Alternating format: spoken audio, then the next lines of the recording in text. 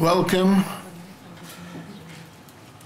to the panel on geopolitics and diplomacy in Japan-Israel relations.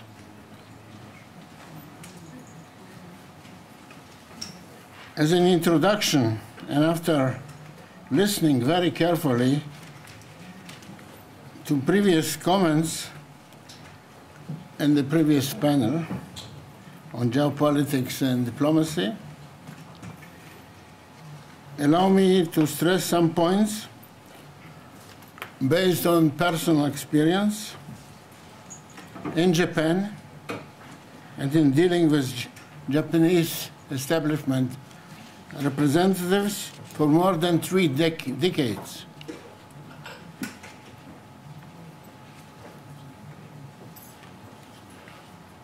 Last week, the Japanese Foreign Minister Koichiro Gemba visited Israel. I remember vividly, however, the first visit ever of a Japanese foreign minister in Israel. This was in June 1988, and I accompanied Foreign Minister Uno as ambassador of Israel in Japan during his first historical visit as foreign minister to our country. Ambassador, you remember. Since then, 11 official visits of Japanese foreign ministers in Israel took place, 11. The difference between both visits is striking. Minister Uno's visit got a lot of public and international attention, including a lot of protests, both from Arab states and from the PLO. And in comparison, Minister Gemba's visit could and should be regarded as a normal visit of a foreign minister to a friendly country.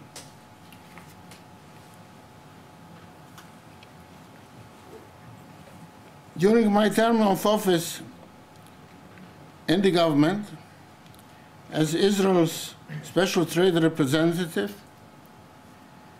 as head of Israel's Foreign Trade Administration in the 70s, as ambassador of Israel in Japan, and later on as ambassador head of economic department of Israel Ministry of Foreign Affairs in the late 80s, beginning of the 90s, one of the main issues I dealt with during 40 years was the Japanese establishment adherence and submission to the Arab boycott of Israel. Today I speak, of course, as a scholar, not as a representative of the government. Let me remind the audience of one of many episodes related to diplomacy, geopolitics, and bilateral relations. This episode occurred during the first Gulf War in '91. In January '91, Japanese banks halted the transfer of payments that Japanese partners owed to Israeli companies. On 15th of January '91, the Japanese Postal Service refused to accept or send mail to Israel. Japanese newspapers joined the chorus and advised Japanese importers of diamonds from Israel, to seek alternative sources. Particularly blatant was the behavior of official foreign risk insurance company of Japan, which advised shipping companies that goods destined to Israel, the shipments that had already been loaded, to be removed from ships.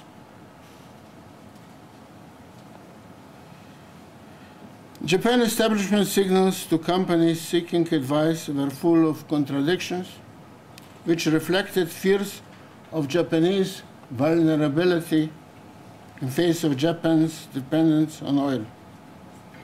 But this happened at a time when the United States was putting together a coalition against Saddam Hussein, which included several Arab main producers of oil, such as Saudi Arabia.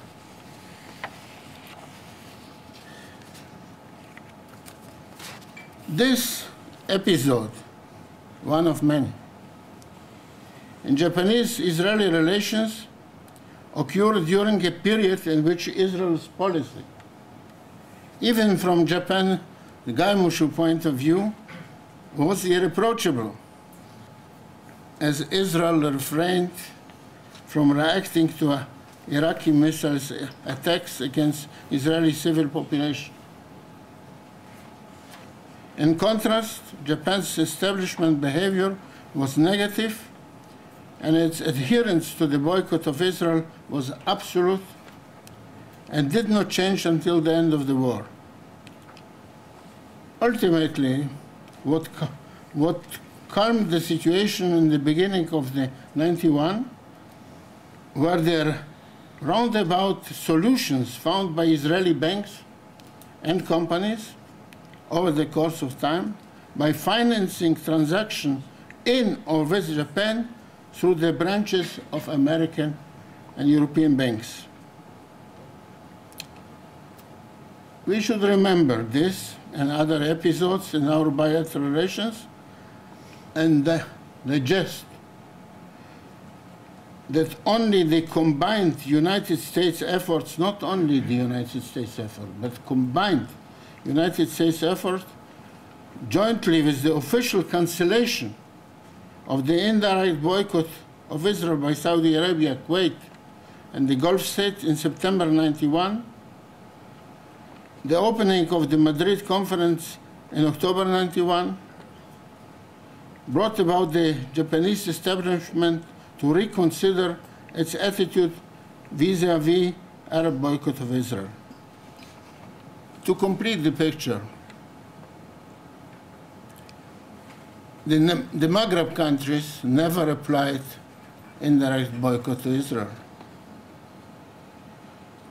The boycott was abolished by Egypt and by Jordan after the signature of the peace treaty. But let us remember the rigidity of Japan's attitude regarding this painful issue. The Arab boycott rules do not prohibit direct sales to Israel. They do not prohibit sales to Israel. Yet many Japanese companies, including, as you heard, car producer, refrained during more than 20 years to sell their products to Israel. Even today, many Japanese companies adhere to voluntary, so-called voluntary boycott of Israel. I do not want to enter into this painful issue, what's happening today. My advice to students and scholars among us is to pay attention to the wide spectrum of positive changes, I repeat, positive changes in bilateral relations that have taken place in the last 21 years. Many positive changes. But at the same time, to follow the analysis of the worldwide circumstances that caused these changes, such as the United States and Japan's to a lesser degree diminished dependence on Middle Eastern oil. Today, United States dependence on Middle East oil is practically irrelevant to American policies. The turbulence in the Middle East and other markets worldwide shortage of credit, the debt and unemployment crisis, and of course the domestic changes in Japan itself and their influence on policy, diplomacy, and bilateral relations.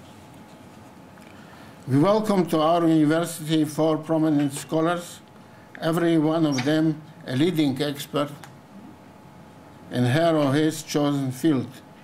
3 of them came from Japan to brief us on a very relevant topic related to bilateral and multilateral regional diplomacy, energy policy, and valid comparison of national identities. Every one of the participants of the panel will speak for about 20 minutes. And they have agreed to answer questions directed to them after the last speaker briefing. We shall start with Professor Ikeda Akifumi from Toyo Eiwa University, who will speak on Japan's diplomacy in the Middle East, to be followed by Professor Usuki Akira from Japan's Women's University, who will speak on the Middle Eastern studies in Japanese diplomacy in the Middle East, to be followed by Dr. Raquel Shaoul from Tel-Aviv University on the subject of Japan's energy policy in the Middle East. The last speaker will be Professor Bukh from the Tsukuba University, who will speak on national identities in Japan and Israel, a comparative perspective. Professor Ikeda.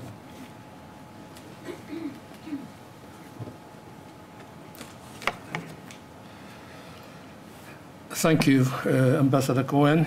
And in terms of travel, just as most of my Japanese colleagues here, I just got off the plane from Tokyo in less than 48 hours.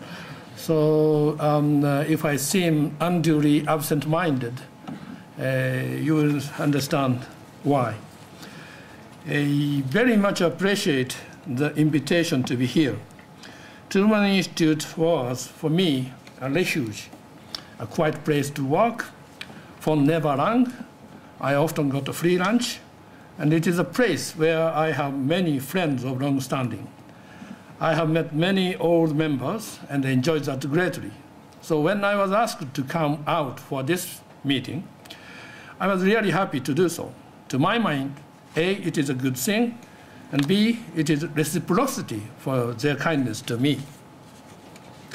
The topic for today is Japan's Middle East diplomacy. I'm not particularly an expert on Japan's foreign policies, nor am I a practicing diplomat, but I have been involved from time to time in some ventures of such authorities as our Foreign Office or JICA, Japan International Cooperation Agency, and in due course came to have some ideas of my own about the subject.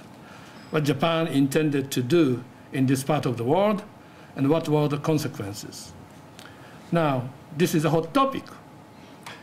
As Japan's Foreign Minister Genba Koichiro just visited this part of the world less than a week ago, and reiterated Tokyo's concern over a possible Israeli strike on Iran's nuclear program against the background in which Israel keeps saying that nuclear Iran would constitute an existential threat to the Jewish state. Genba, and for that matter, our Prime Minister Noda Yoshihiko as well, firmly believe that the military option will not only give Iran an excuse to expedite its nuclear program, but could also increase the instability in the region, which would threaten not only Israel itself, but also Japan's fatal interest. This doesn't mean that Japan is standing idly.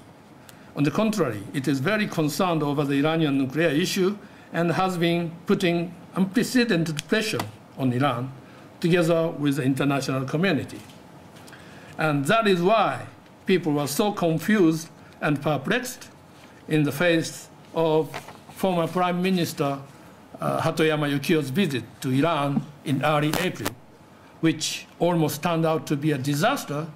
The Iranian presidential office quoted Hatoyama as saying the IAEA, International Atomic Energy Agency's treatment of certain countries, including Iran, is unfair. Everybody knew that a fierce tug of war was underway between Iran and the international community over the next round of talks on Iran's nuclear program. No wonder, therefore, Japan's diplomatic authorities attempted to persuade Hatoyama to abandon the visit, but Hatoyama refused to comply. The development as such suggested that Prime Minister Noda is unable to take the lead in diplomatic policy. LDP, the Liberal Democratic Party, the largest opposition party, accuses Noda for his lack of control over his own Democratic Party of Japan and blames the government and DPJ for failing to pursue a consistent and integrated diplomacy in the Middle East and consequently damaged Japan's national interest. From their standpoint, Japan has no Middle East diplomacy. Well, leaving aside Hatoyama, it is a frequently encountered problem whether or not we have had a consistent and integrated diplomacy in the Middle East. But I'd like to start with definitions. I regard myself as an academic, maybe not so typical, but as an academic, I can't get anywhere without a definition or two. For our purposes, by the word diplomacy, I mean a peaceful means of implementing national strategy through win-win approaches. Now, when we say there is no diplomacy, it might result from one of three circumstances. The state in question may be simply lack of any real national interest over the target region, or it may be simply incapable to pursue its interest there, mainly due to the lack of means, leverages, or know-how. The second would be that although the state has a diplomacy of its own, it is unwilling for one reason or another to be seen as having one. This is a case of concealing diplomacy, but often it looks like the state does not have any sound diplomacy. And the third might be that although the state possesses both appropriate leverages and sufficient will to develop its own diplomacy, confusion from within the political leadership suffocate the national decisions making and retard the government from performing any consistent and effective diplomacy. A little bit of history here. The Middle East was indeed the last frontier for the Japanese imaginative geography in the period prior to 1973. China, Russia, and East Asia are our neighbors from the time immemorial. India and Southeast Asia provided us the origin and the path of our most popular religion, Buddhism. Europe and North America was a model and main source of inspiration for our modernization. Latin America was one of our major destinations for emigration. What remained here was the Middle East and Africa, in which most of us Japanese historically didn't feel pressing necessities to take much interest. Oil? Maybe. But up to the oil shock in 1973, most of us Japanese believed that the energy flows from oil majors, which were predominantly American. Here I can think of an example of first type of no diplomacy. We thought that there were little strategic interest for us. Even if we had, we lacked the capacity to develop our own independent diplomacy. If anything terrible happened in the region, well, too bad. It was not the business of us Japanese to mess around inside the region in question. What happened in the Middle East had a way of affecting Americans, and what affected America had a way of affecting other people, including the Japanese. Now, things changed in the aftermath of 1973 oil crisis, as we all know. good old days in which the American factor and the oil factor meant the same thing had gone. You have to be very careful because you are focused to walk on a tight rope with balancing yourself between the two. On the one hand, you need to accommodate with the demands of the Middle Eastern oil producers who now came to control your indispensable energy flow. But on the other hand, you should not incur your American big brother's displeasure. The net result of this complication was the policy of the economic high profile combined with the political low profile policy. The American dominance never changed. Therefore, economically more active Japan became in the Middle East, the more frantic effort it tended to make to keep its head down. Japan did not want to be seen as an independent actor messing around in the region. This, I would argue, falls into the second category of no diplomacy. There existed diplomacy of a kind, but it remained so passive and even tried to conceal its very existence. The Gulf crisis and war in 1990-91 changed the landscape again. In fact, it turned out to be effectively the first nail of the coffin to the passive and concealing Japanese diplomacy in the Middle East. Despite contributing a large amount of money and being among the first countries to voluntarily decide to impose economic sanctions against Saddam Hussein's Iraq, Japan ended up being accused of doing too little, too late. The government of Kuwait even failed to put the name of Japan on the list of the nations to which it feels obliged. It had very deeply chaotic and hugely damaging effect upon the Japanese sense of self-respect and prestige. Now you came up with the third factor of Japan's Middle East diplomacy, the national prestige. Humiliating lack of recognition was attributed to Japan's traditional low-profile policy. If you kept saying absolutely nothing in the course of political development, it would undermine your national prestige to an intolerable degree. If the conventional wisdom of keeping our heads down in order to avoid trouble did not work, then what good was it anyway? After all, we were expected to pay a good part of the bill in the region. Why shouldn't we try to get the thanks and respect which we deserve? These were the tacit thought behind Japan's political decision-making circles at the time, which eventually brought about a drastic change. Furthermore, Japan also found the newly emerging dynamics of symbiosis, that is to say, the peace process of Madrid and Oslo, a chance in thousands. The two conflicting postulates within Japan's conventional Middle East diplomacy, namely political factor of the United States alliance and the economic factor of Arab oil producers, could go together if and when the peace process succeeds.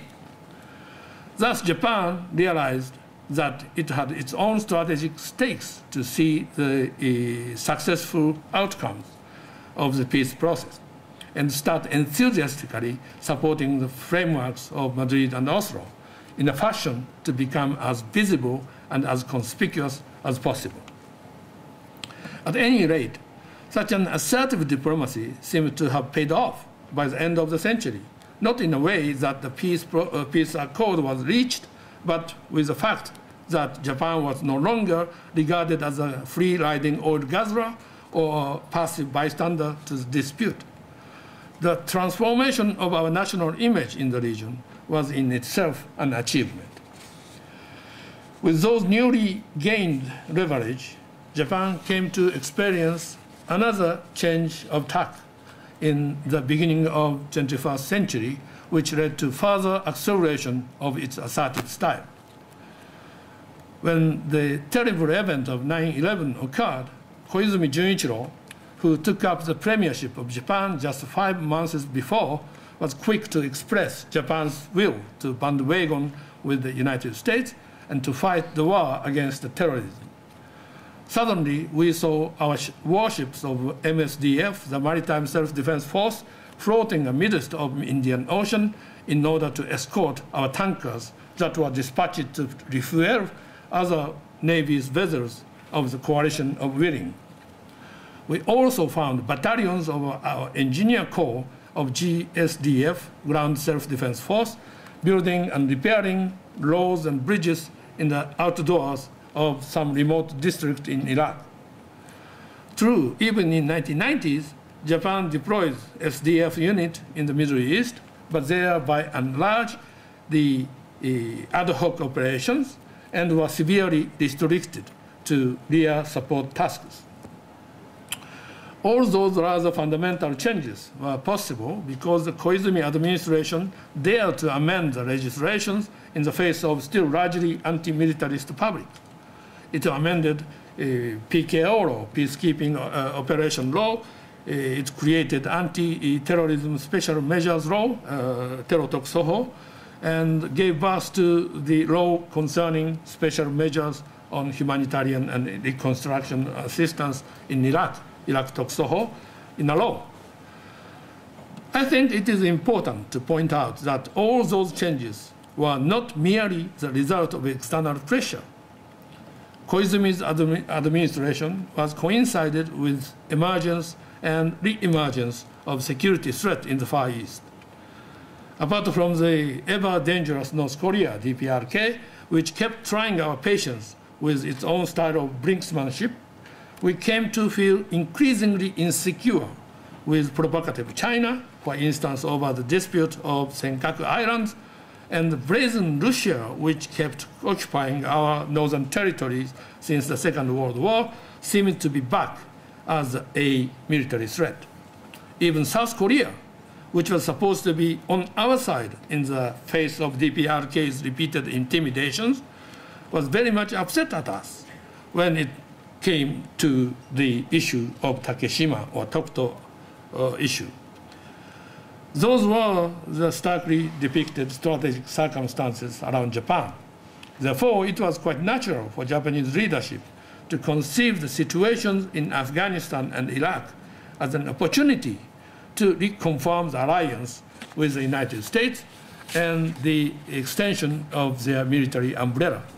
In other words, our contribution to the Americans in the Middle East came to be regarded as a part and parcel of our security requirement in the Far East. This was the fourth and newest factor of Japan's Middle East diplomacy. For better or worse, Prime Minister Koizumi was convinced that Japan needed to transform its image from a happy-go-lucky pacifist trading nation to a responsible normal partner to the United States, playing military role in the world politics as well as economic one. And again, for better or worse, he demonstrated unprecedented strong leadership to force those changes. By pursuing such an even aggressive Middle East diplomacy, he did not see any conflict among Japan's major interests at stake, maintaining the American alliance, securing oil relations with the Middle East, promoting Japan's international prestige, and improving security circumstances in the Far East for Japan. Now, the peace process looks like falling apart. The Americans looks like on the retreat from Afghanistan and Iraq. Japan's dependency on the Middle East oil looks like increasing in the aftermath of the quake and the Fukushima nuclear disaster. Above anything else, the Middle East looks like transforming itself in the wake of Arab Spring. And yet, the four postulates of Japan's Middle East diplomacy are still intact. In order to understand it fully, one needs to seek a solution to this simultaneous equation with four variables. But the political leadership has been seriously wobbling ever since Koizumi left the office in 2006, with 6 different prime ministers, one after another, coming and going within less than 6 years. The change of guard, Seiken Kotai, from LDP to DPJ also affected. Hatoyama Yukio, whom I mentioned in the beginning of this talk, was the first prime minister from DPJ. everyone knows that Hatoyama was to blame for Japan's mother's approach to the relocation of American Marine Corps station Futenma in Okinawa, and that diplomatic fiasco led his government to collapse in just 9 months. His appointment by Prime Minister Noda as a supreme diplomatic advisor to the ruling party, and the sheer fact that he still remains in that position seems to be an emblematic of the confusion from among our political leadership. In retrospect, we came all this wrong way, from the point of no diplomacy in the real sense of the word, to the diplomacy of concealment, and then to the assertive diplomacy, which reinforced itself in due course. We now have been equipped with appropriate leverages and armed with sufficient will to pursue our own diplomacy in this part of the world, but alas, we seem to have fallen into the third category of no diplomacy as a result of no leadership. Thank you very much. Thank you, Professor Akifumi, for a very diplomatic survey.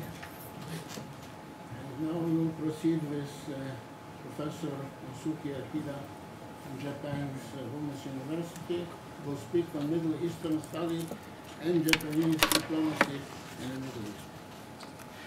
Thank you very much, Mr. Chairman. And I am very happy and honored to be here to give you a presentation. Today, I am talking about the Middle Eastern area studies and the Japanese diplomacy in the Middle East. But from a historical viewpoint, I was educated as a historian, so I want to talk about the historical background of the Japanese diplomacy towards the Middle East and discuss relationship between diplomacy and academia in Japan, especially focusing upon the Middle Eastern studies and diplomacy during World War II.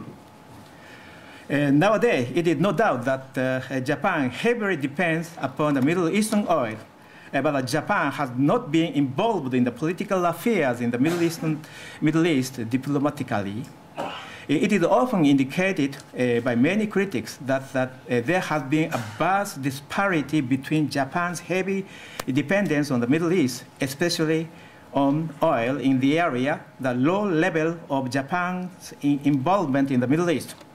This situation has prevailed despite the fact that no other region has such a profound impact on the economic stability, prosperity, and even basic security of Japan as the Middle East in terms of energy supply. However, there has been emerged a sign that Japan's historical policy toward the Middle East is now changing from energy to security. It has dramatically changed since the Gulf War in 1991, and especially after the September 11th, and Japan's relation with Israel has changed according to the political situation in the world. But I don't go in detail on this topic today. By the way, I'd like to touch upon the academia in Japan. The Japan Association for Middle Eastern Studies, JAMES in short, was established in 1985 as a result of oil crisis in 1973. Following the trauma of the oil crisis, Japan concentrated its effort upon ensuring the continuous oil supplies from the Middle East. Japan's diplomatic effort strengthened its economic ties with the Arab oil-producing countries. Japan also encouraged its cultural relations with the Middle Eastern countries. A special Middle East cultural mission was dispatched in 1978 by the Japanese government to Iran, Saudi Arabia, and Egypt, This cultural mission was headed by Professor Umesao Tadao, anthropologist, and the founder of the former Director General of the National Museum of Ethnology in Osaka, accompanied by Professor Yuzo Itagaki, the professor of the University of Tokyo. After returning home, the mission submitted a report on the plan of the establishment of the Japan Institute of Middle Eastern Studies for the purpose of promoting Middle Eastern area studies in Japan under the auspice of the government. But this idea was not put into practice due to bureaucratic and financial problems within the Ministry of Education. In spite of the failed National Institute of the Middle Eastern Studies, Ministry of Education decided to establish the Japan Center for Area Studies in Osaka in 1995 after the Gulf War, at the National Center for Promoting Area Studies and coordinating and networking a research project among universities and institutions all over Japan. At the same time, university professors and researchers began to organize an academic association for the Middle Eastern and Islamic studies. These endeavors produced a good result, that is to say, the establishment of Japan Association of Middle Eastern Studies. Professor Umesao was elected as the first president of the JAMES, and Professor Isagaki was elected as the Secretary General of the JAMES. The number of JAMES members exceeded 700 this year, but most of JAMES members studied pre-modern Islamic histories. As for specified research area, Arab area and Arab area 26%, and Turkey 90%, 9%, in Iran 8%, but Israel only 3%. As for the member occupation, the percentage of diplomats among the members is only 5%. This figure shows that JAMES and diplomats do not have a close and intimate relation with each other. Of course, even before the establishment of JAMES, there had existed an academic association dedicated to the Middle Eastern and Islamic studies, including Jewish studies. For example, Society for Near Eastern Studies was established in 1955 for promoting archaeology and religious studies, including Judaism, Christianity, and Islam in the Near East. The other famous association is the Association for Islamic Studies in Japan, Nihon Islam Kyokai, which was re-established in 1963 as a renewed academic society after World War II. As for this association, I mentioned that this association was re-established. To understanding this fact about the association, we have to look back on the Middle Eastern studies during World War II in Japan. Islamic studies flourished in Japan during the World War II due to the strategic importance of Muslims in China particularly, and in Asia generally. Japan's political intention was to mobilize Muslims for Japan's sake, that is, to use Muslims as a counter to the Western powers such as US, Britain, France, and Holland, on the pretext of liberating Asians from Western imperialist rules. Muslims Asia played an important role under the famous political slogan for the expansionist policy of Japanese Empire, that is to say, New Order in East Asia, Towa Shin Jitsujo, or later the Greater East Asian Prosperity Sphere Policy, Daitowa Kyoeiken, during the war. In July 1937, Japan entered into the total war against China. Japanese discovered Muslims all of a sudden as the target of the Japanese occupation policy and had to be confronted with them as a new reality. The Japanese Army's Intelligence Bureau began to govern occupied China and tried to manipulate Muslims in order to contain or encircle both of the Chinese nationalists and the communists, who confronted themselves together with Japan after 1936. Against the background of the endless war with China, Islamic studies were rapidly organized in Japan. We can say that the year 1938 was a landmark of the history of Japanese and Jewish studies in modern Japan in terms of policy-oriented Japanese discovery of Muslims in China.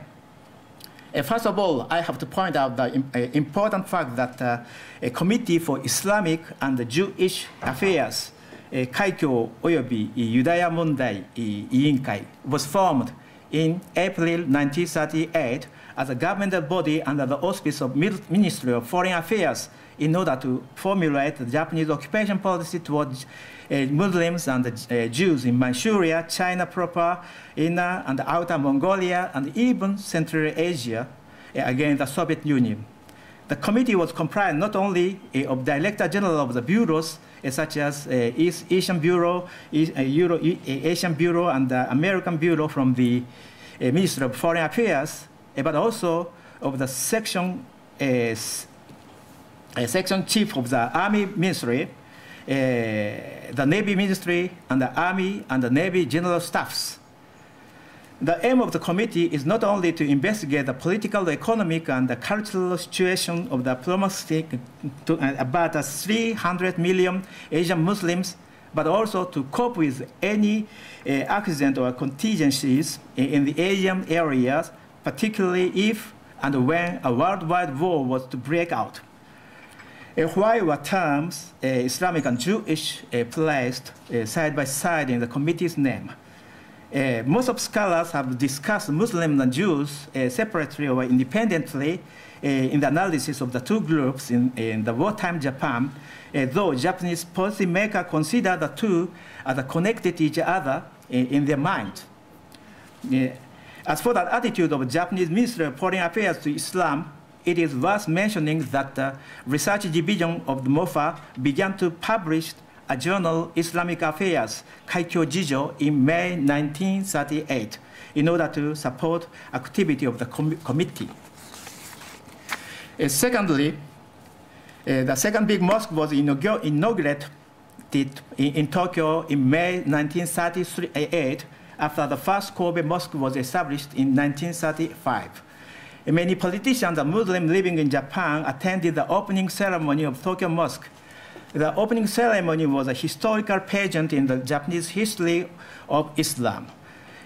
The unveiling ceremony was conducted by Mitsuru Toyama. Toyama was the spiritual leader of the ultra-nationalist political groups and the advocate of Pan-Asianism, and also symbol of Japanese enthusiastic supporters for Muslim cause in the occupied Asian area. Toyama protected Abdul Rashid Ibrahim, the Imam of the New Tokyo Mosque, and the pan-Islamic Tatar ideologues as the political refugees in exile in Japan from occupied Tatarstan under the communist Soviet rule. Thirdly, I have to indicate that the first public institution of the Islamic Affairs was created in September 1938 with the inaugurated of the Tokyo Mosque. It was called the Greater Japanese Muslim League Dai Nippon Kaikyo Kyokai. General Senjuro Hayashi, the Prime Minister in 1937, was installed as the first president of the association. General Hayashi was therefore called the father of Japanese Islam. The association published its magazine whose title was Islamic World, Islam Sekai. The official object of the League association was to promote the friendship and the trade relations with the Muslims and the Islamic countries. In November 1939, the League organized two special exhibitions of the Muslim world in Tokyo and Osaka. And fourthly, the Institute of Islamic Area, Kaikyo Kenkyujo, was established in October 1938 at the Academic Research Institute. The director of the institute, Okubo Koji, a liberal-minded scholar on Turkish and Turkic studies, tried to be independent from the political integration, even though the institute fell under the supervision of a Japanese semi-official colonial association, Moko Zendin Kyokai, a good neighbor association for Mongolia, that had a strong connection with the Kwanto army of the Manchukuo. The institute published a monthly journal, Islamic Area, Kaikyokem, by the end of the World War II. It is generally agreed that the general received the highest acclaim even after the war. By the way, in 1938, the Greater Japan Muslim League published a confidential pamphlet entitled The Construction of Iron Walls Against the Communist and the Muslim Lords in the Eastern Hemisphere. The League explained why the pamphlet was confidential as follows. Quote, the pamphlet is distributed only to the association's member. It is strictly prohibited for you to hand it over to the foreigners or to let it be read by them, unless it should be misunderstood that cause serious problems when our maneuvers are carried out among the Muslims in the future, unquote. The paper frankly expressed the Japanese strategic thinking and maneuver in the Muslim countries in China, Central Asia, and Western Asia against the Soviet communists. A quote, from the perspective of our national policy toward Asian people, Muslims in India, Arabia, and Malaya, under the British and the Dutch rule, are considered as a target liberated from the British rule, and the Chinese and the Turkic Muslims are regarded as a target liberated from the chains of Soviet communist regime in order to construct the iron wall against communism in the East Hemisphere. The above-mentioned Pan and Asiatic pamphlet continues to say, quote, our final goal is to connect between Far East and the Near East, or between the Japanese Imperial Empire and the Muslim world by the formation of anti-communist East Asian League, including Manchuria Empire, Mongolian Autonomous Government, Northwestern Muslim Autonomous Government at the first stage, and then by uniting Muslim people in Central West Asia at the second stage, unquote.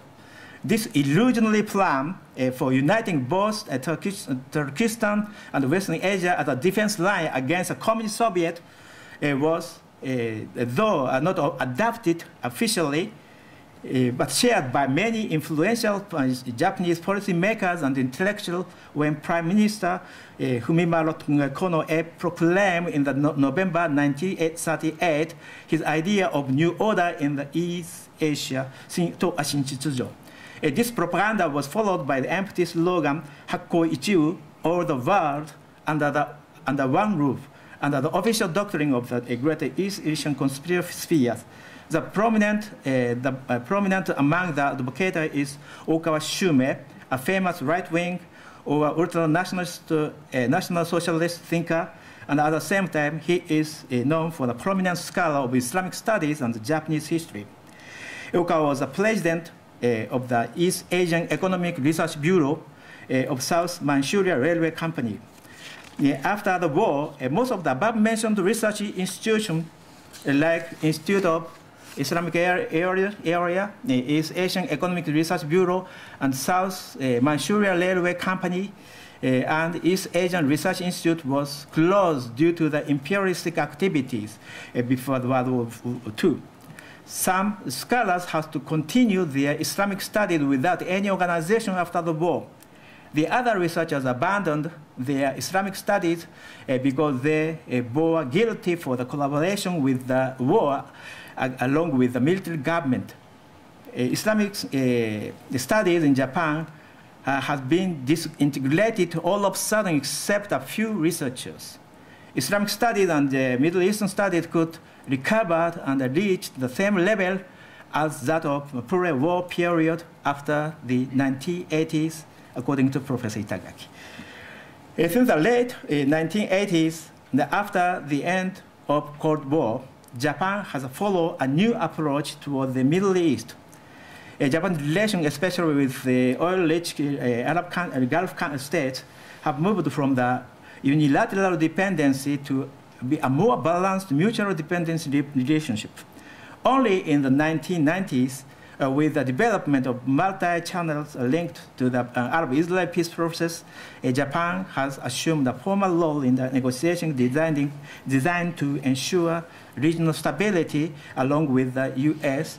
Middle East policy.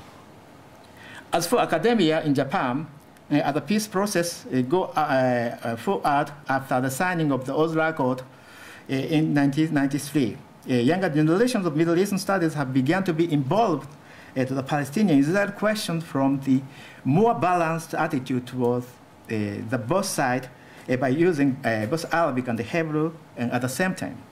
This was new welcome trend of study in the Middle East. As the concluding remarks, I just mentioned as follows. Japan began to play positive and active roles in the Middle Eastern politics as an alliance of the US and EU. Therefore, we have to ask what lesson the Japanese scholars should or can learn from the academic collaboration with the military policy during World War II. Thank you very much for your attention. Thank you, Professor Akira Usuki, for the very informative lecture. Professor Usuki is president of Japan's Association in the Middle East, and he is professor of history in Japan's Women's University. Now we will listen very carefully to Raquel Shaoul from the Tel-Aviv University. Is considered one of the top experts in energy policy of East Asia, and especially Japan. Raquel, thank you very much. Thank you for coming here, and I'm very honored to be in this unique occasion, and Your Excellency, Ambassador Sato, and all the people here. Thank you very much for having me here. Just one thing before I begin my paper, I just would like to say that this is really remarkable to try to understand how it countries, Japan, which is so dependent on natural resources, mainly oil and gas, all over the world, especially in the Persian Gulf and the Middle East, could retain such low profile, political profile during the 70s, 80s, and even to some extent even today. So I hope this question will be a modest contribution to this question, though my lecture is on energy. So with further introduction, I would like to talk about Japan's energy policy in the Middle East, and the goals of my lecture are as follows. First, I would like to talk about a review of Japan's Middle East energy relations, how these relations develop, then to try to understand how these relations contributed to the formulation of Japan's energy policy, and then to have a short glimpse about this current situation after the Great East earthquake of Japan March last year, what we can expect after this disaster. So just to make a very short and brief introduction, we all know that Japan has no natural resources, very limited energy sources. It means that Japan imports almost 100% of all the energy she needs to sustain her economy. This also means that Japan has a very low self-sufficiency ratio in terms of energy. That means 10% about nuclear energy and almost 8% of what we call renewables, which is hydro and other energies. And this is, of course, the situation till 2011, because after the earthquake, everything has changed. And we will have an opportunity to see how things are what are the patterns of this situation after the Fukushima disasters. Japan is the world's third largest oil consumer, about LNG and as well as oil, which it makes her as well as a huge importer and consumer for these needs. So we all understand how important is the Middle East and the Persian Gulf in order to contribute to Japan's energy security. Well, we know that OPEC's Middle East countries, as you can see here, are about 70% of the worldwide oil-proven reserves. And OPEC Middle East countries are not only about of these reserves in their countries, but they are the main suppliers in terms of exports and in terms of oil production. Almost 50% of the international oil is coming from the OPEC's Middle East. So if we would like to see it more graphically, you can see that it's really amazing. 70% of OPEC's Middle East is in control of the oil-proven reserves. So how these relations developed? Japan and the Middle East, and I would like to point about three development stages, which of course are seen as a process, and they're related one to the other. But in terms of trying to depict this picture, we said that we have different three stages, main stages. The first, it will be vulnerability versus autonomy during the 70s and the 80s. Then I'll talk about the successful dependency. And you mentioned already Professor Akifumi in your, Ikeda Akifumi in your lecture, what is the situation during the 80s when the price oil almost collapsed, what this means for the Japanese economy, and the last stage will be security of demand. So let's see what's the meaning of the vulnerability versus autonomy. I would like to say that the Japanese market during the 70s, even prior to the first oil crisis, is a very vulnerable market.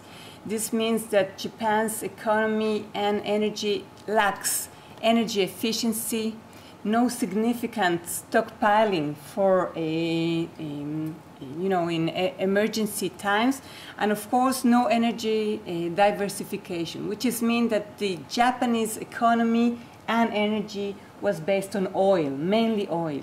Almost 80% of the Japanese economy was consuming oil. The rest was minor other alternative energies. But however, this oil was not coming from the Middle East. So the market is vulnerable, but Japan is not dependent on Middle East oil.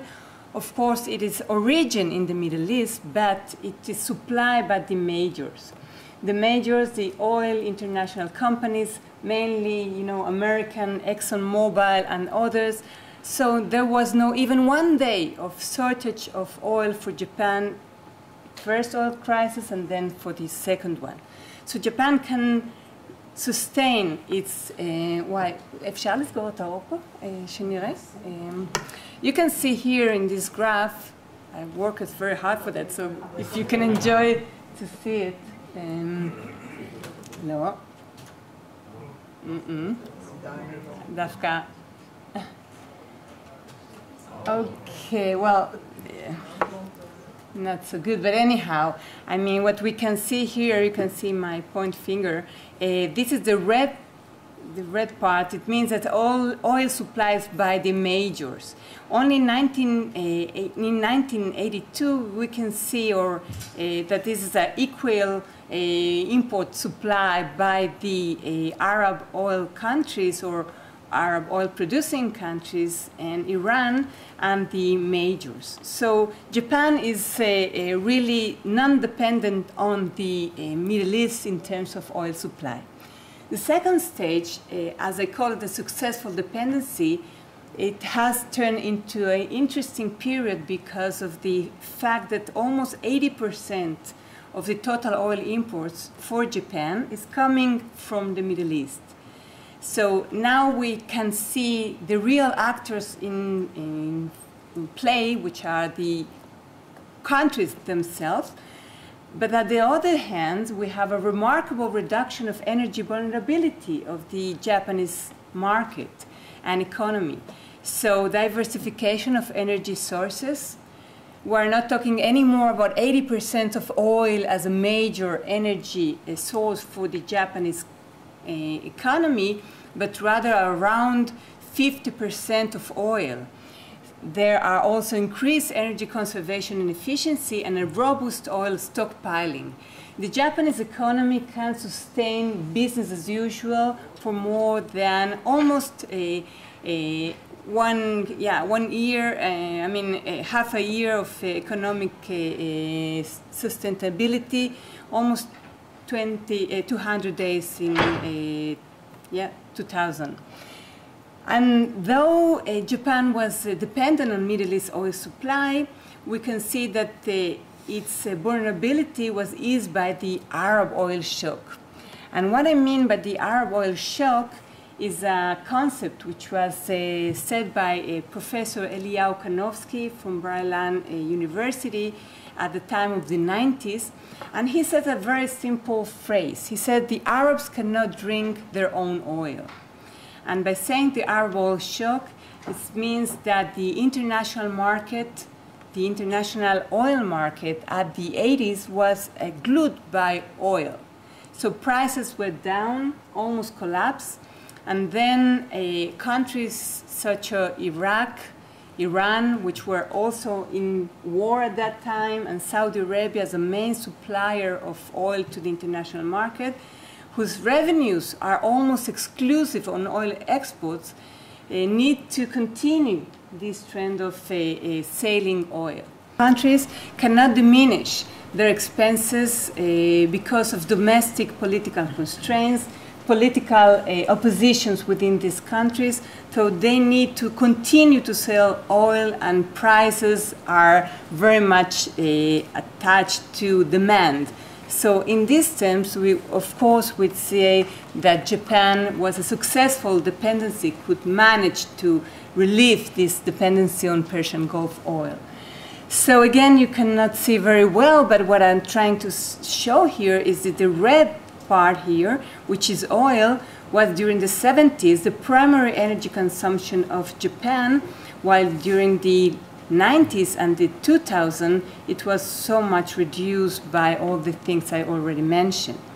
Nuclear, of course, was a very important, and it was even more important when we look for power generation, making electricity. So till 2011, almost a third of Japan's electricity was supplied by nuclear power, which makes oil even more tiny, around 15 or 18% of total electricity of Japan. So security of demand will be the third stage of the development of the Japanese Middle East energy policy. And here I will again refer to your previous lecture, Professor Ikeda. And of course, I think that Japan went a long road from unilateral dependency with all the limitations that I mentioned to a complementary relationship with the Middle East producing oil countries. And though dependency even grew to 90% share of total imports, we can see that the all or almost all what we call E&P, export and production projects, upstream, it should be UNP, it's a small mistake of mine, upstream and production projects have been in the Persian Gulf, and this is the lowest price of production and transportation for Japan and oil supply. We'll come back to this another moment. We see that Japan became a reliable business partner for the Middle East oil producing countries and also a major source of investment and technology. And if we would like to see the imports, of course, we see a major and a very impressive share of Middle East exports, oil exports to Japan. But then I'm trying to say that this is a complementary relationship despite of dependency. So how looks this new stage of relations? First, I would like to say that Japan is providing investment, technology, and it is a more multifaceted relationship rather than unilateral energy dependency. In practice, we see many illustrations for this thing. First, we find the Rabic project in Saudi Arabia, which is a common project, the largest and more expensive petrochemical complex by Japan's Sumitomo Chemical and Saudi Aramco. And we can find also Japan very involved in projects of independent water and power producing in Saudi Arabia, United Arab Emirates, Qatar, and Bahrain. And as we saw, Saudi Aramco and other companies are trying to enter the Japanese downstream market in order to sustain more sales of oil, not only upstream but also downstream. And the more recent indications of these complementary relationships can be found in the leasing of oil reserves tanks in Okinawa, Futenma Station you just mentioned, in which Saudi Aramco got a 3-year period by them. Saudi Arabia oil is based in Japan, and it provides flexible response for Saudi Arabian oil to all Asian markets. As you know, nowadays the more hot market is China, 9 million barrels of oil a day. So when Saudi Aramco can sustain reserves of oil for Japan, but also for other Asian markets, is a very useful and important strategic strategy of this company. And last one, but not least, provision of energy conservation technology for these Persian Gulf oil producing countries, which is provided by Japan in terms of efficiency, how to use electricity. As you know, Iran, for example, imports gasoline. Yeah, they have a lot of oil reserves, but have no downstream capabilities. So this is one of the things that Japan is providing to different Persian Gulf countries which are involved in the terms of energy.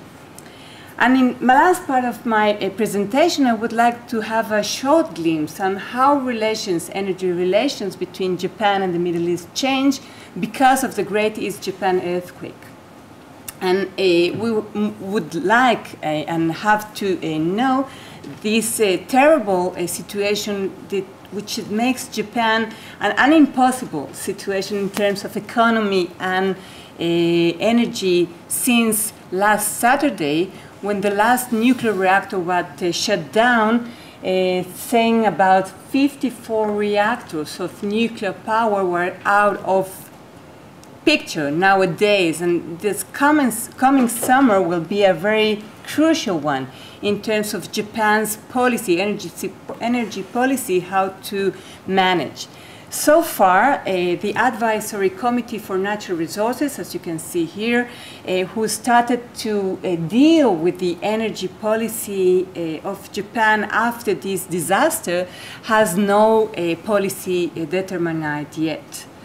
The only thing that comes out from this discourse is the decision of the cabinet to provide the authority of safety regulatory nuclear plants under the Ministry of Environment instead of the Ministry of International Trade and Industry, or Economics, Trade and Industry, which was used to be in charge of the security matters for nuclear plants.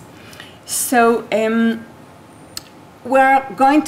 Japan will going to face a short of electricity, especially in terms of a peak of demand, and it will cause a serious blow for the economy of Japan if an alternative will not be provided in the short time.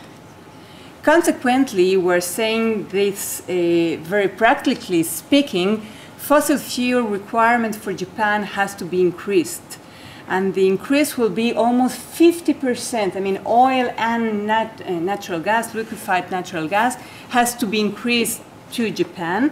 This means 28 million tons of oil imports and another 20 million tons of liquefied natural gas, were coming from, of course, most of them in oil, of course, in Middle East. So this is how we should see the graph. This is the 45% increase.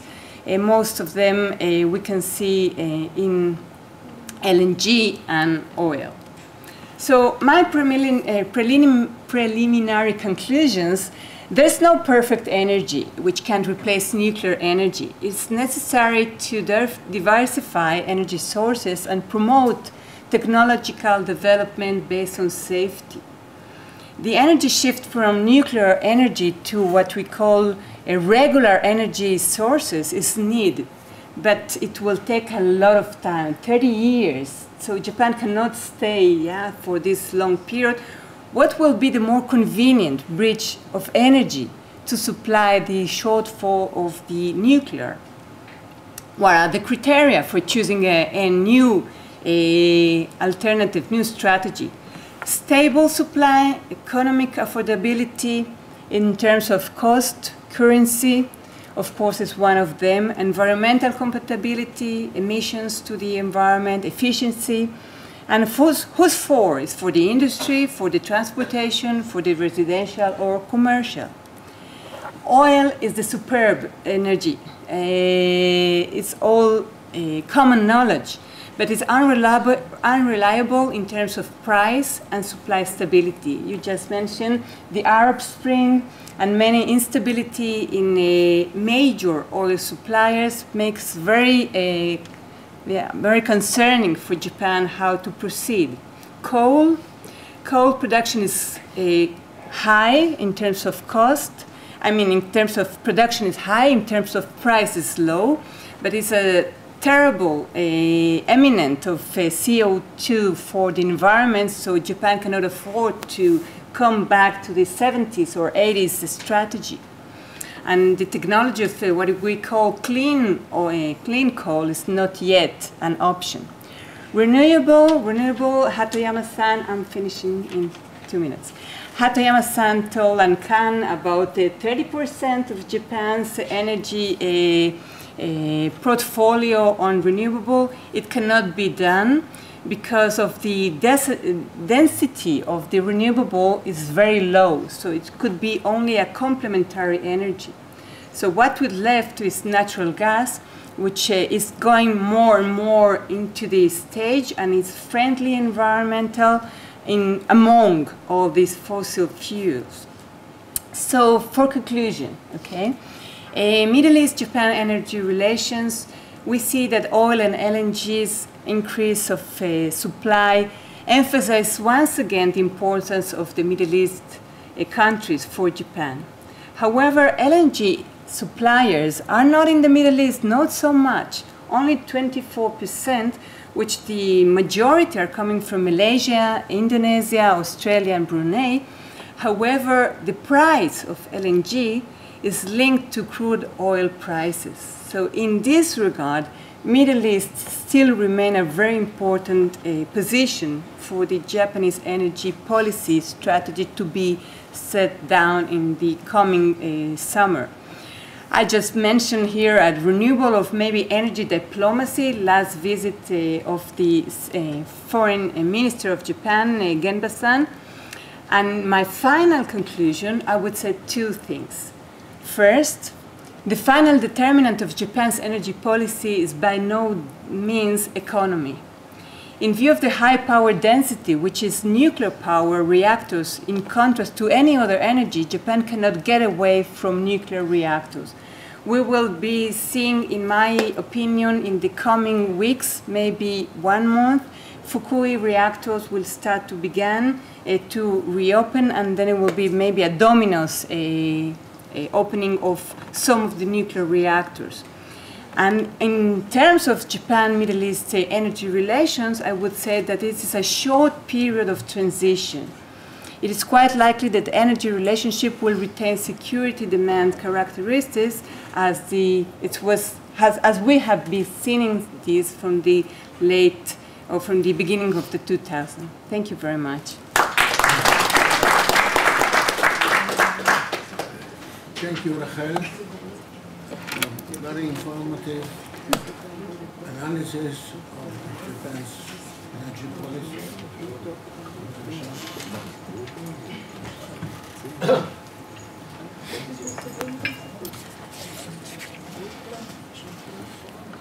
Good afternoon to everybody. My name is Alexander Bukh. I'm from the University of Tsukuba in Japan, not too far from one of the reactors.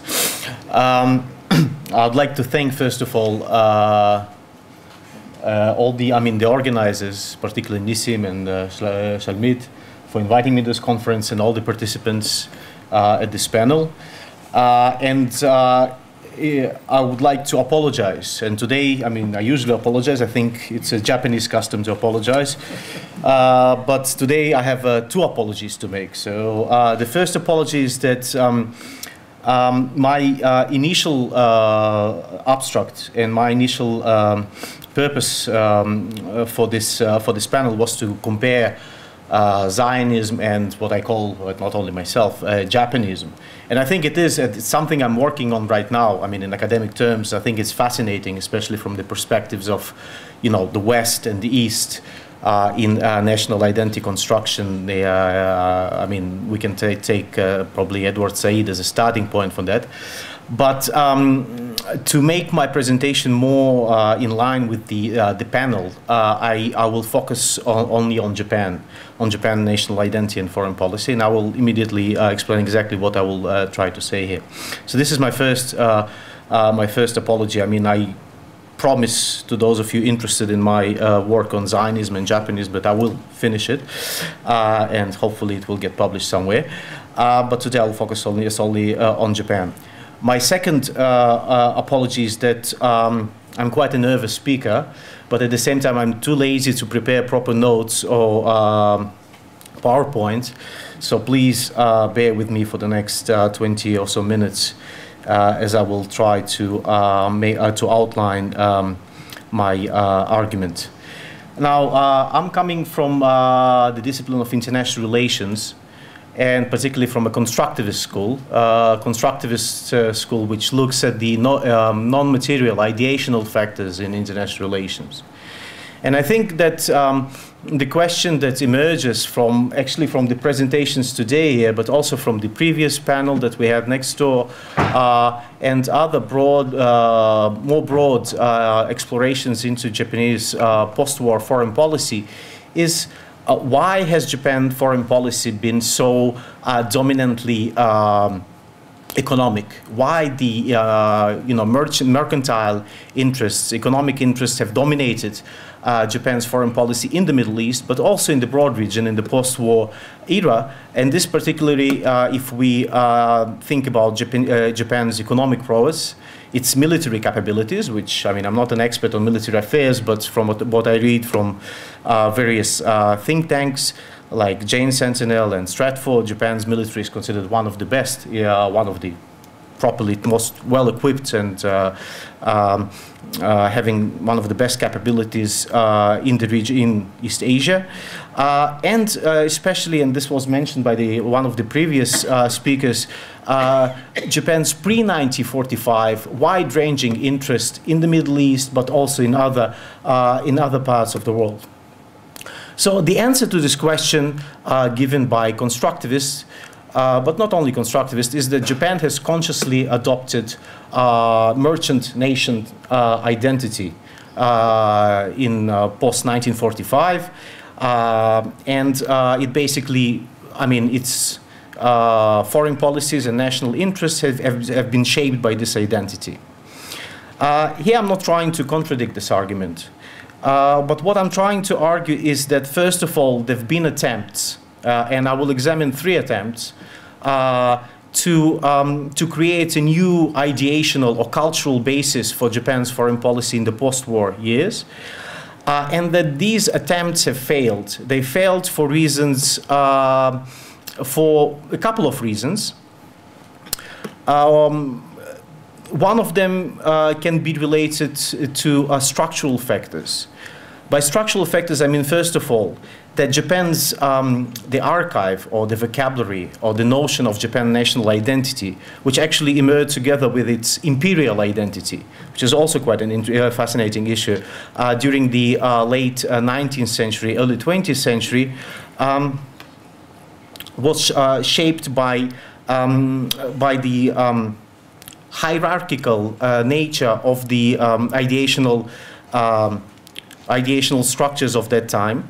And the second is also a structural factor, and I'm arguing that it's the post-war, the ideational structure of the post-war, which, while retaining the cultural division between the East and the West, it also divided the world into liberal democracy and the rest. During the Cold War, it was liberal democracy and communism. In the post-Cold War, we see liberal democracy and Islam, liberal democracy in China, liberal democracy and, well, illiberal Russia, etc., etc. So I'm arguing that these are the two factors that basically have shaped the debate about Japan's national identity. And basically, they are the factors that caused the failure to reconcile in the post-war years this need for national particularism with Japan's adherence to the universal principles of liberalism and democracy. Let me briefly start by noting the main features of Japan's pre-1945 identity. And I mean, those of you, I mean, many prominent scholars here, that work on, you know, pre-1945 Japan, you know that there are volumes of books and articles published on this issue. But let me, I mean, this is, again, my perspective, summarize like three main threads of Japan's pre-1945 identity. One is racialism, in which Japan was racially bound with Asia.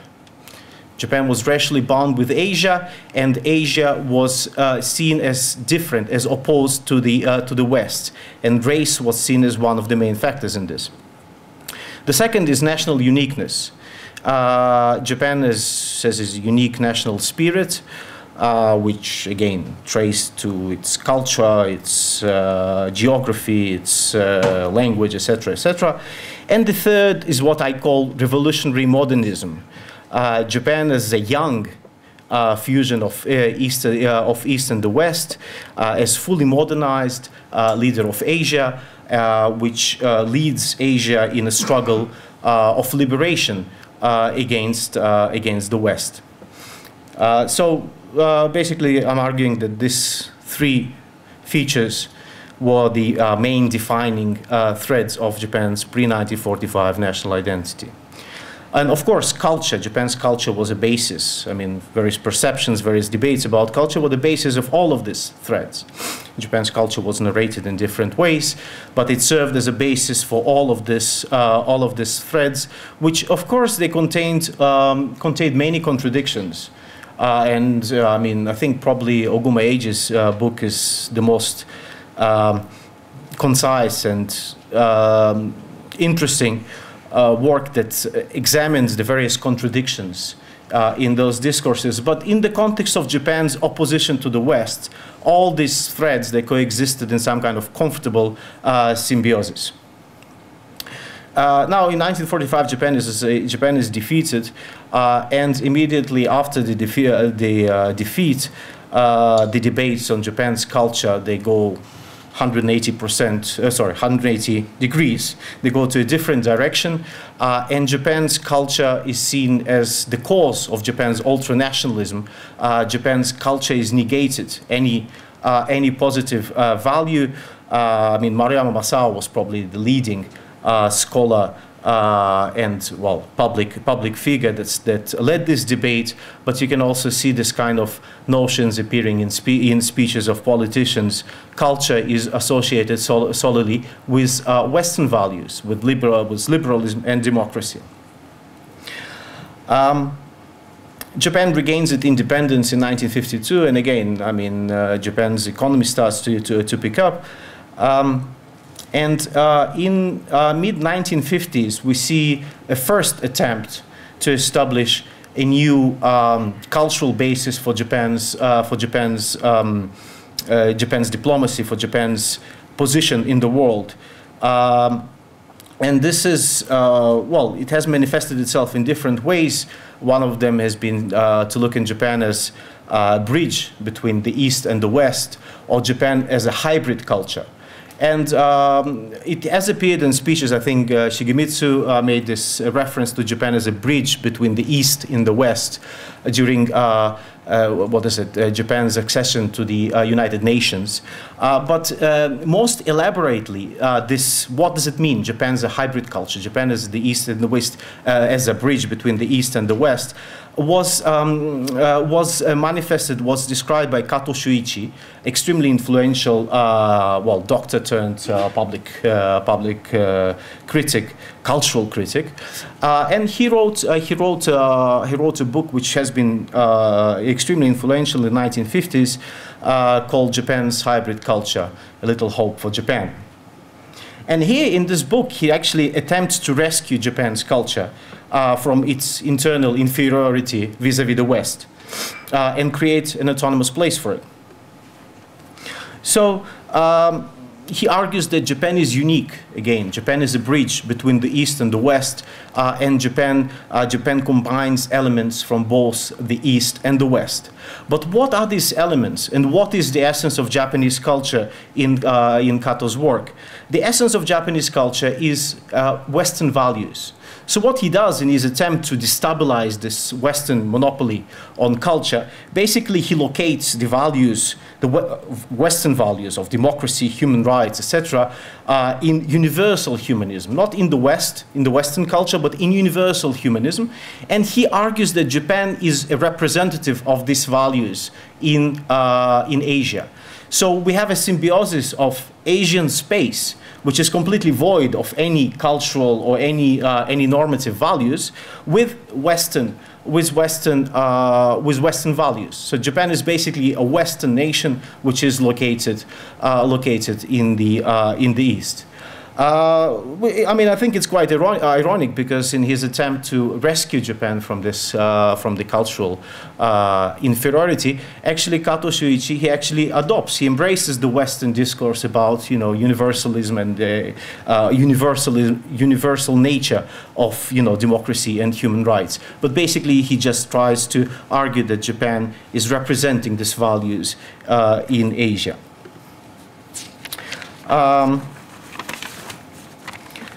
The second construct, and most of you, I think, quite familiar with it, is the so-called Nihonjinron, which emerged in 1970s.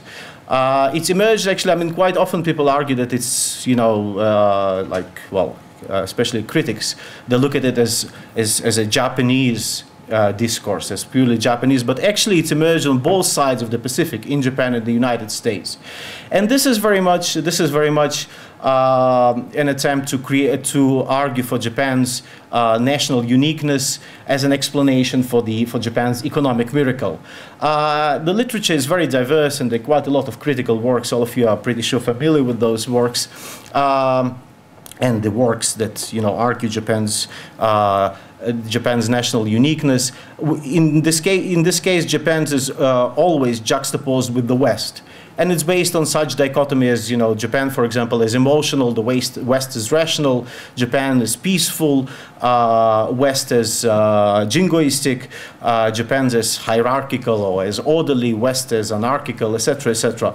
So we see this kind of dichotomous hierarchies in which Japan is created as superior to the West, which is fine. I mean, very much it draws on the pre-war vocabulary. But the problem is that this construct completely ignores the fact that Japan is politically an integral part of the liberal democratic West. So what does it do with those liberal democratic values which have become integral part of the Japanese society? It simply ignores it. It simply omits these values.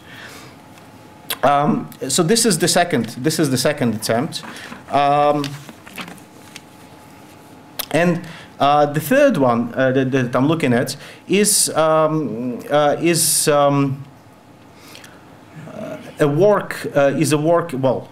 cultural relativism. I call it cultural relativism, and it has been manifested basically in late 1970s, 1978. Prime Minister Akira, he's the first to introduce the concept of culture. Culture appears for the first time in the Japanese political discourse as an autonomous concept, as not associated with the Western values of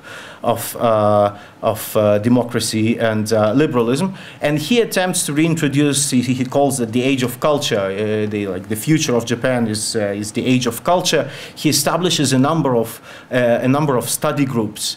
Some of them look at the Pacific Basin cooperation, and one of the groups led by one of the it's quite interesting, headed by one of the key authors of Nihon Jinron, Isaya Benda-san or Yamamoto Shichihei, is trying to basically it is established with the purpose of defining the cultural basis for Japan's policy.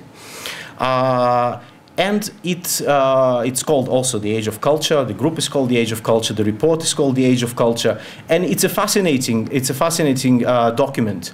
The document was published in 1980, actually, after Akira has passed away, and so the report is composed of the report itself of about 30 pages and an introduction. The introduction is written by an official from the Prime Minister office, and basically it's a typical Nihon Jinron kind of, only 2 pages, but Nihon Jinron kind of argument saying that Japan is unique, Japan is different from the West, Japan is pacifist, Japan is magnificent, etc., peaceful. And then the report itself, of about 30 pages, which set with the specific purpose of defining Japan's cultural basis. What is Japan's culture? And it says nothing about Japan's culture. Nothing.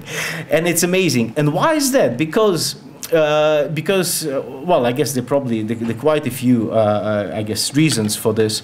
But one of the reasons is that the report specifically attempts to follow the idea of cultural relativism, equality of cultures. And while attempting to define, like, on one side, the authors of the report, they try to define Japan's culture, but at the same time, they try to avoid the hierarchies, the dichotomous hierarchies.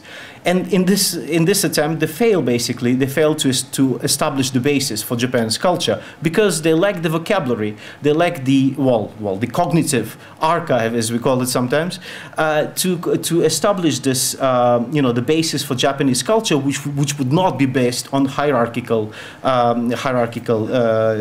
dichotomies. In this paper, I'm showing that these have been the 3 attempts to establish a cultural basis or more national identity basis for Japan's foreign policy in the post-war years, and all of them failed because of the reasons that I noted earlier.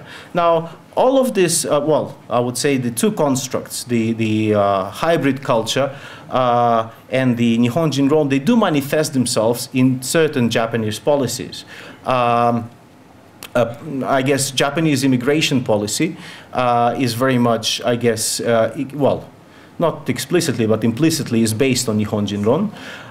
For example, the introduction, the allowance of the Nikkei from Brazil, the special allowance for people of Japanese descent to come to work in Japan, the assistance that Japan gave to Prime Minister Fujimori of Peru, which assumes a certain ethnic affinity based only on ethnicity, on blood, on common blood, and the way Japan keeps generally its door closed to other immigration. And I think that this is very much an irrational policy, bearing in mind Japan's aging population and its failing economy. But I think that Japan's immigration policy is very much indebted to Nihon Jinron. If we look at other policies, like Japan's, for example, assistance or Japan's activities in Afghanistan or so-called participation in various democratization projects, I think it's the kind of it's very much the Japan as as a representative of the East, of the West in the East. Japan is always. I don't think we can think of any initiative of any policy for democratization initiated by Japan. Usually Japan is in a supportive role. So first the West goes in, Japan is in a supportive role. It provides assistance, provides training, but it never initiates policies for democratization, for liberalization, etc. But overall, I mean, these two constructs, they do manifest themselves in different policies. But overall, a general basis for establishing of Japanese, establishing national identity, cultural basis for Japan's foreign policy has failed. And I think the most recent attempt has been in 2004-5 under Prime Minister Koizumi. This time it was done in the context of public diplomacy and cultural diplomacy. But if you look at the various reports produced by the various groups that initiated by Prime Minister Koizumi, all of them, they build in one way or another on the three constructs that I've mentioned now, and this basically they do not bring anything new. So this is more or less what I have to say. Thank you very much for your attention. Thank you. We have, according to schedule, 20 minutes questions to the panelists. Yeah, I have a question for Dr. Shaoul. I will do that today. It's an ignorant question. So the closure of the nuclear reactors in Japan, the last one last Saturday, is only in order to reopen them later. Is it a fact, or your informed guess or reasoning? This is my question. We take one by one, or we collect? We collect perhaps one or two. Okay, nine. Okay.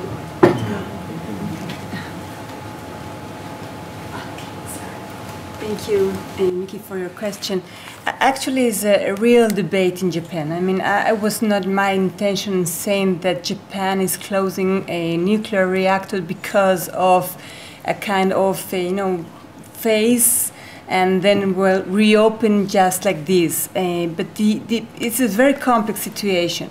I mean, Japan is facing this, illusion of nuclear safety energy, which is not, seems to be. And then what happened since last year to the moment was closing all of the reactors, part of these because of what we call stress tests. Some of them were damaged. This is Fukushima's situation at the Tohoku area, but others were more than 40 years old, which has to go into a stress test called by the government in order to see if they are safe. So at the moment, what it seems to be that there has to be a reconsideration where to open, how many to open in order to sustain Japanese economy and energy demand. So there are many. This is in general the situation. The problem comes into when we come to the question: they will be reopened.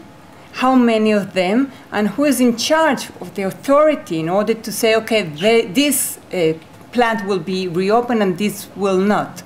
And then we come to the local government, and there is based the authority in order to provide acceptance, and this is even more complex because then you see the major dependence on the public of the prefecture, which are not interested on any kind of reopening of the nuclear plants. Well, the villages hosting the reactors are willing to reopen. So I think. Just one phrase more, it will be a matter of time that Japan will begin to reopen.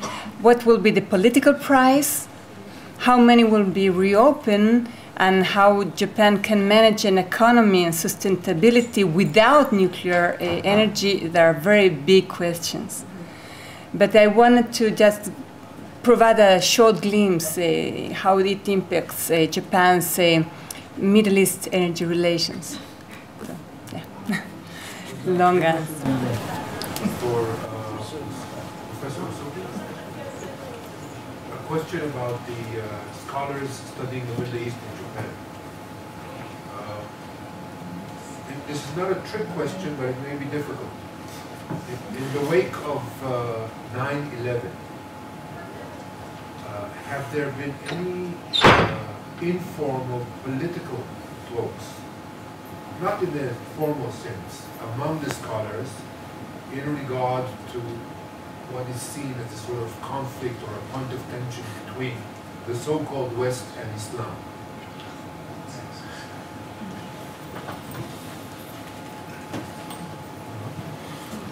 Yeah, thank you very much for a very good question, but it is very difficult for me to answer.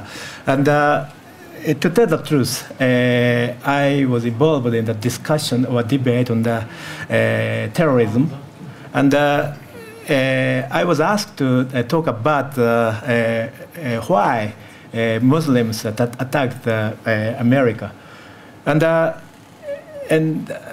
I explained that just anti-Americanism is a very strong element of their terrorism. But media say that as a specialist of the Islamic studies and Middle Eastern studies, they led us to explain or justify the Muslim cause. So this is a very difficult situation because we asked to talk and then talk. So we defend the Muslims, especially terrorists. So this logic is very dangerous for us. So I stopped to talk in media. And there are many, many books published in Japan. For example, Islam produced terrorism. Because Islam is a very dangerous religion. Such a book is very available among the Japanese. So a Japanese general reader pick up such a book, and then they understand, Islam is a reason for the terrorism. It's a very dangerous situation. So and also. I can explain another phenomenon. I was considered as a pro-Muslim, but some scholars say that Islam as such among the Muslims there exist conspiracy theories and against America and so.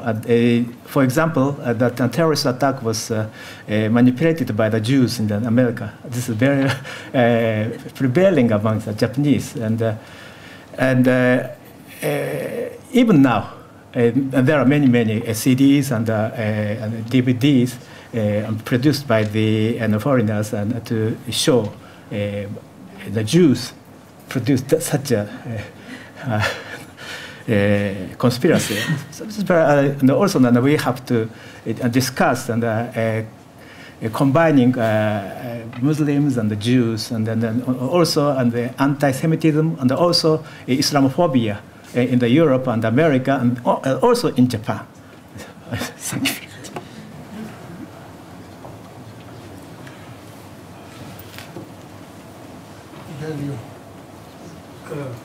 Very short question to Professor Bukh on the question of uniqueness. There is in psychological anthropology the concept called myth of election, where each ethnic group in fact considers itself special, unique, chosen, and superior.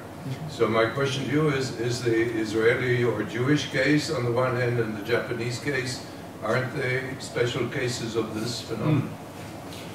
Thank you very much. I mean, this is not related to my talk today, but this is, I think, yeah, you're obviously right. I mean, well, debates about national uniqueness. Should I go there? Oh, is it okay here? Should I go there? Yeah? Better.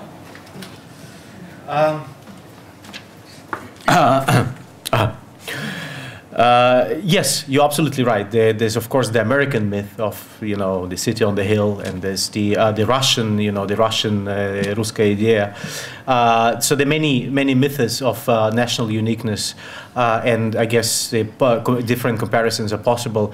I think what is interesting about Zionism and Japanism is, I mean, from the perspective of this East and West, because both the Jews, the Israelis, the Jews, were the first, and the Japanese, the first to establish, or at least to attempt to establish, a modern nation in what has been considered as the East, the Middle East, and Northeast Asia. So I think from this perspective, it's quite interesting, and also in the perspective of maybe the colonial policies as well, because I mean some may disagree with me, but I think Israel has been established through very much colonial policies, which, of course, I mean, there are many differences as well.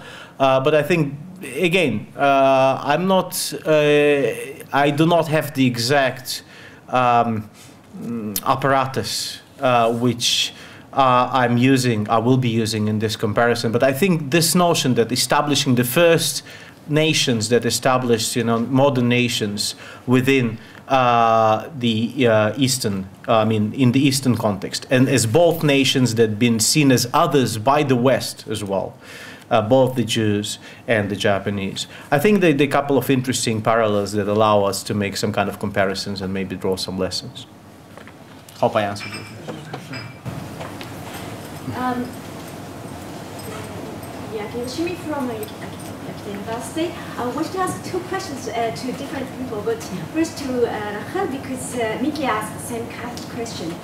I have to admit that I was very, very shocked by what you said about the probably Japan will restart the reactors, nuclear power reactors, because as a community, coming from the community where we have so many refugees from Fukushima, and we have such a community movement, especially after the incident, that we are working very hard in order to stop completely the nuclear power plants. And of course, it may be very much of a dreaming, but still we don't want to abandon this dream. And, we are very much listening to Germany, listening to Italy, and making them a model, and also, the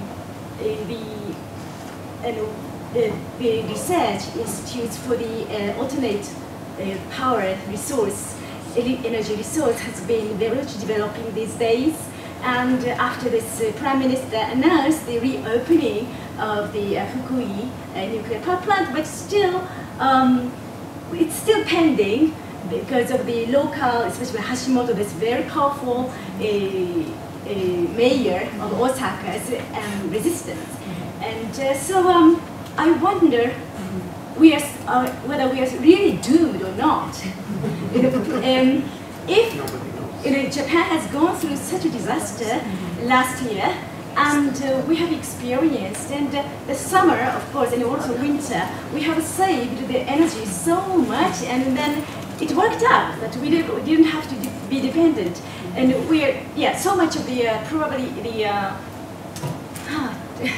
optimistic, but the scholars, at least, are trying hard to claim that it is possible for us not to be dependent on nuclear power. And of course, corporations have to be compromising for that situation, but because we went through such a disaster, so... Yeah, well, thank you. No. Yeah, thank you so much. I'll begin with Germany. It's much easier. Germany can stop all the nuclear plants because they are buying nuclear power from France. So it's very easy. Yeah, Japan cannot buy any nuclear energy from any neighbor. To restart or not, I'm not saying the Japanese government will restart a policy because I'm not part of the government. I cannot know. But in my perception and understanding from what I learned from the Japanese energy policy over the years, I would say that, yeah, saving was possible during the last year, saving energy, because still there were some nuclear plants working. And this was just in, Hokkaido last nuclear plant, and then it makes worse the situation. Japan's energy policy will change, definitely. I think what we are looking for, as we said, a popular, authentic demonstrations. Kazumi Gaseki's, people sitting there saying no more to nuclear power is authentic.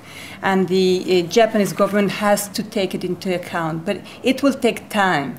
I was talking about 30 years in order to reshape your energy portfolio. And for every country, you have an energy mix which is the most suitable for the economic necessities and the build of the country, because Japan lacks any kind of energy sources. So in this transitional period, of course, something has to be done in order to sustain the economy, because if you don't have electricity, you cannot make any industry and you cannot export, and already the Japanese economy is in a very bad shape. So this is a real serious matter which has to be resumed. And in my perspective, I think it's no alternative. Nuclear reactors will be reopened. Where and how many? This is another question. It's very painful. I can feel your things and your attached for this situation, but they will be reopened. I think Fukui is a very good place in terms of possible beginning to reopen. But I don't know. I mean, again, it's my interpretation. And then renewables will take a lot of time, and they are complementary.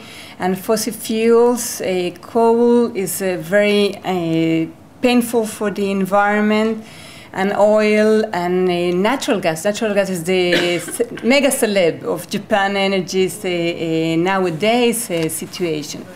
So this is what I meant to say. I think nuclear will continue, in a sense, to be part of the Japan's energy policy, much minor than it used to be. And the Japanese government was willing to promote nuclear energy in the last paper of METI 2010 for 50% of Japan's electricity. So it won't be 50%. It seems to be it won't be 50%, but still, I suppose, to a sense, it will continue for the transitional period to be part of the portfolio of Japan.